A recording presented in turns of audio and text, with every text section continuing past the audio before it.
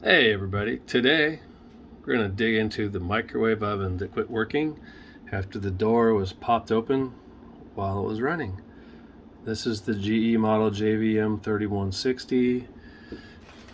Looks about like this. It's about 5 years old.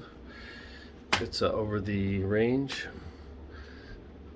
And so there's an internal fuse, and to take off the control panel there's one screw. If you stand on something and you look through the vent, there's a screw right here.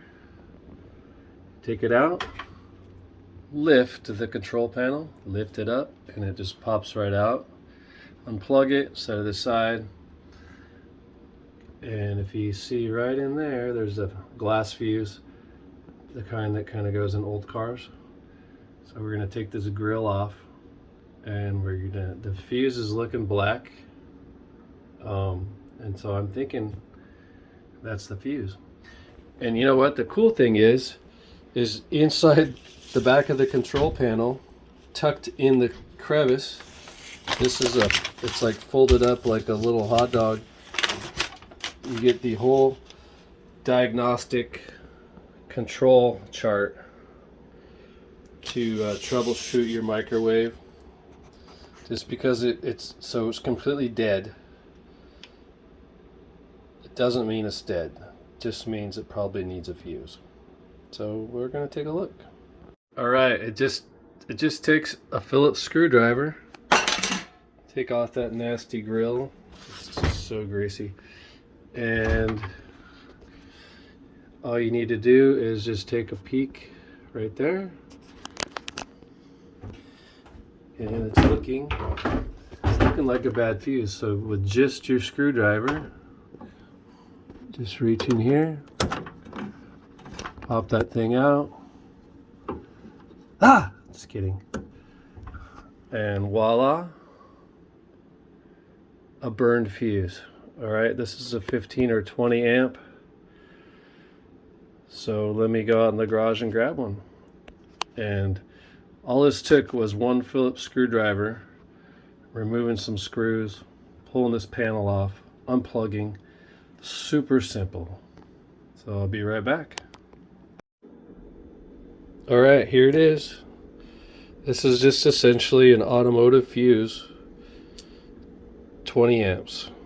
And so all we're going to do is we're going to put it back in here, and then we'll button this thing up and plug it in and see if we've got some control power. So for those of you who might be afraid to unplug stuff, this only goes on and off one way pretty much.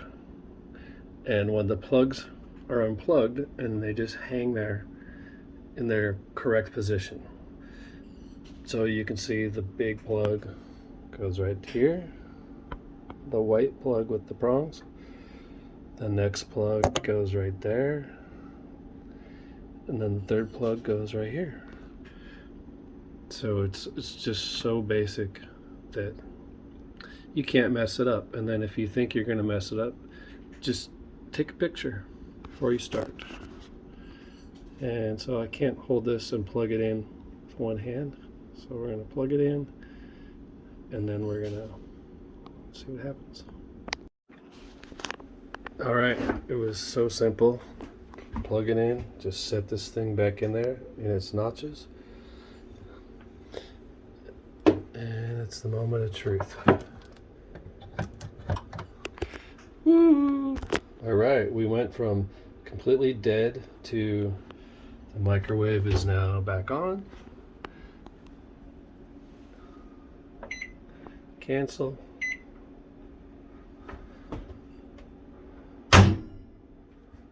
Shut the door. Let's just try anything. Oops, start, pause. All right, it is fixed. And that's all there is to it, people. Just for a little reminder, the screw to take the panel off is right down in there. Just have to have a long little Phillips screwdriver. Take it out. And then, so since it's down there and you're not going to reach it, when you want to put it back together, you just take your screw,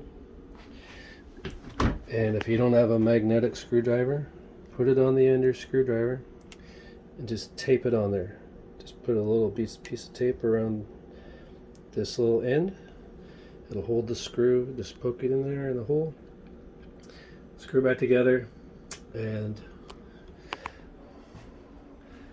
now you won't feel like a fool paying some repairman to come out here and overcharge you, most likely, to replace a simple fuse that will cost you, if you don't have any, just a few bucks at the parts store.